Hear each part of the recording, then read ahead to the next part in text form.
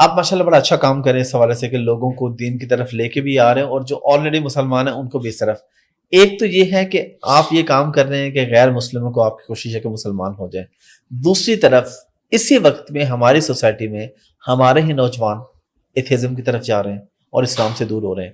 کیا آپ اس کو بھی فیس کرتے ہیں اور آپ ان دونوں کو کیسے لے کے چلتے ہیں؟ آپ کہتے ہیں میں تو اس کام لگا تھا, یہ تو مجھے یہ جو گھر کے بندے ہیں ان کو بھی سنبھالنا پڑ گیا. سچی بات ہے احمد بھائی کہ مسلمان ہمیشہ سے ملٹی ٹاسک رہا ہے الحمدللہ. یعنی یہ ایسا نہیں ہے کہ اگر آپ گھر کی معاش کے حوالے سے کام کر رہے ہیں تو تبلیغ کا کام چھوڑ دیں گے, یا آپ تبلیغ کا کام کر رہے ہیں تو معاش کا کام چھوڑ دیں گے. تو مسلمان ہمیشہ ملٹی ٹاسک ہی رہا ہے, اور جب اس کو پتہ چل جاتا ہے نا کہ اس کام کے عوض اللہ سبحانہ و تعالیٰ کے انعامات کیا ہیں, تو پھر یہ دن کہیں رات کہیں صبح کہیں شام کہیں ایک جا رہتے نہیں عاشقی یہ بدنام کہیں کے مصداق, پھر یہ اپنی زندگیوں کو کھپا دیتے ہیں, لٹا دیتے ہیں. پھر یعنی واقعہ یہی ہے, اور بڑا دکھ ہوتا ہے کہ جہاں ہم تسلیث سے, کفارے سے اور ابن اللہ اور ایتھیزم, لبرلزم, سیکولرزم اور دیگر ازم سے جان چھڑا کے ہم اسلام کی طرف آ رہے ہیں, اور لوگ اسی اسلام سے جو ہے وہ نکل کے جا رہے ہیں. یورپ سے کچھ بچیاں آئی تھیں تبلیغی جماعت کی ایک یونیورسٹی میں, اور اس یونیورسٹی میں ان بچیوں نے سمجھا کہ شاید یہ اسلام کا قلعہ ہے تو یہاں پہ مسلمانوں والا حلیہ ہوگا. لیکن جب یونیورسٹی کا حال دیکھا انہوں نے تو ان کی آنکھوں میں آنسو تھے, اور ایک جملہ کہا تھا جو آج تک مجھے یاد ہے, اور وہ یہ تھا کہ ہم جس تہذیب کو تھوک کر اسلام قبول کر کے آئی ہیں, پاکستان میں دیکھا کہ ہماری مائیں بہنیں بیٹیاں اسی تھوکی ہوئی تہذیب کو چاٹ رہی ہیں. یعنی جس ننگی اور گندی تہذیب کو چھوڑ کے وہ اسلام قبول کر رہی ہیں, آپ حیران ہوں گے کہ پوری دنیا میں جو اسلام قبول کرنے کی ریشو ہے وہ خواتین کی زیادہ ہے, اور خواتین کو جو عزت مقام و مرتبہ اسلام نے دیا ہے, سچی بات ہے کہ یہ عزت مقام و مرتبہ, لیکن چونکہ ہم نے سائنس اینڈ ٹیکنالوجی پڑھ لی, ہم نے دنیا کے تمام علوم و فنون پڑھ لی, اگر نہیں پڑھا تو اسلام نہیں پڑھا, کہ جو آپ کو کامیابی اور کامرانی کی ضمانت دیتا ہے. یعنی آج کے اس صدی کی سب سے بڑی دلیل اگر آپ انٹلیکچوئل پرسنالٹی میں دیکھنا چاہیں تو وہ اقبال ہے, جس کو دیندار طبقہ بھی سنتا ہے, جس کو دنیا دار طبقہ بھی سنتا ہے, سیکولر, لبرل, انڈسٹریل, سیاستدان, یعنی ہر شعبہ ہے زندگی کے لوگ ان کو سنتے ہیں. اور اگر وہ اپنی تمام فلسفی کو ڈرائیو قرآن سے کرتا ہے, اسلام سے کرتا ہے, وہ کہتا ہے کہ قرآن و سنت کو اگر مائنس کر دو گے تو پھر تو چلتی پھرتی لاش ہو, تو پھر تو مردہ جسم لے کے تم جو ہے وہ اپنا. تو سچی بات ہے کہ آج اگر ہم تمام علوم و فنون حاصل کر لیں لیکن اسلام کا مطالعہ نہ کریں تو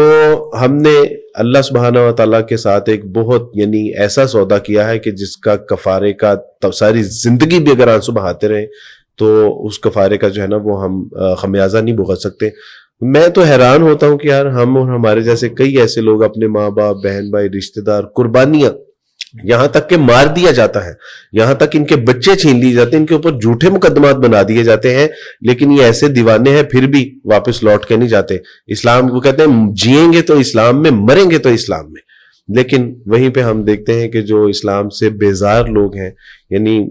بظاہر وہ مسلمان ہیں لیکن اسلام سے اکثر یعنی کئی ایسے مجالس ہیں جہاں پہ لوگ کہتے ہیں عبدالواحد بھی آپ ہر وقت قرآن و سنت کی بات ہی کرتے رہتے ہیں. بھائی اور بات کرنی کیا ہے ہماری زندگی میں, اور ہے کیا, ہمیں what is the purpose of our life. اللہ سبحانہ تعالیٰ سے زندہ قرآن لقد یعنی وما خلقت الجن والانس الا لیعبدون, اور ہماری معاش ہے اگر حلال ہے تو قرآن و سنت سے ڈرائیو ہے, اگر بہترین سوسائٹی ہے تو قرآن و سنت سے ڈرائیو ہے, اگر اچھے اخلاق ہیں تو قرآن و سنت سے ڈرائیو ہے, آخرت کی کامیابی ہے تو قرآن و سنت سے یعنی اس کا تعلق ہے, تو پھر قرآن و سنت کا تذکرہ نہیں کریں گے تو پھر ہم کس چیز کا تذکرہ کریں گے. ابھی حال ہی میں ایک بڑی عجیب کیفیت کہ کہنے کو تو ہم 57 مسلم ممالک ہیں اور ایک لاہور سے چھوٹا ملک ہے کہ جس نے مسلمانوں کی اینٹ سے اینٹ بچا کے رکھ دی, اور ہمارے 60,000 سے زائد اس وقت مسلمان عورتیں, مائیں, بہنیں, بیٹیاں جو ہے وہ ان کو بھوک اور پیاس کے اندر دھکیل کے رکھ دیا. ان کی یعنی 60,000 تو وہ ہیں کہ جن کو جو ہے وہ شہید کر دیا گیا, مظلومانہ شہید کر بلڈنگوں کے نیچے دفن کر دیا گیا, اور 18 لاکھ جو ہے وہ گھروں سے بے گھر کر دیے گئے. 2 लाख के करीब सिर्फ वो है कि जो जख्मों में जो है वो तड़प रहे हैं, लेकिन 57 मुस्लिम ममालिक हैं। तो इकबाल ने कहा था कि मुझे डर है दिले जिंदा कहीं तू ना मर जाए, कि जिंदगानी की इबारत है तेरे जीने से। तो मुझे किसी ने पूछा था कि अब्दुल वाजिद भाई ये जिंदा लाश क्या होती है, तो मैंने उनसे कहा था कि एक आधे मुल्क को छोड़ के तमाम मुसलमानों के हुक्मरानों को देख लो अगर जिंदा लाशें देखनी है। क्या अहमद भाई आप दुनिया के स्टैट को पढ़ते हैं, आप ट्रेड करते हैं, क्या हमारे पास दौलत की कमी है, हमारे पास ताकत की कमी है, क्या न्यूक्लियर नहीं है, हमारे पास असला नहीं है, टेक्नोलॉजी नहीं है, साइंस नहीं है, अफरादी कुव्वत नहीं है, हर चीज है। हाँ, आज आके मुझे पता चला कि हमारे अंदर गैरत की कमी है। और मौलाना मौदूदी रहमुल्लाह से किसी ने पूछा कि हजरत मसले का हल बताएं, तो हजरत ने फरमाया कि इत्तेहाद और जिहाद। तो हमारा दूसरा सबसे बड़ा मसला इस वक्त जो है वो आपस की फिरका वारियत है, आपस की बैर है, लड़ाई झगड़े हैं, एक दूसरे के ऊपर कुफर के फतवे हैं। ऐ ईमान वालो,